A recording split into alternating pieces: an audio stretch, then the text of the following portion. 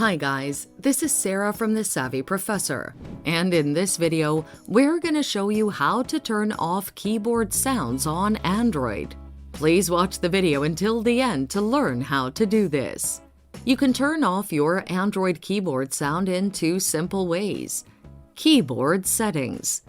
Open the keyboard to enable you to type on any app with a typing option like WhatsApp or Message app. At the top of the keyboard, you will see a setting icon. Tap it and it'll open the keyboard settings. Select the preferred option. Tap on the Sound On keyboard to turn it off. Phone settings. Go to your phone settings. Select System. On the list that'll open, select Language and Input.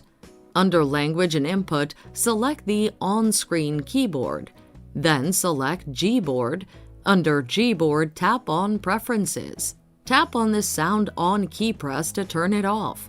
This will turn the keyboard sounds off. Once you follow these steps, your keyboard should be silent when you're typing. And that's how you can quickly turn off the keyboard sound on Android and enjoy quiet typing. Thanks for watching. Till next time.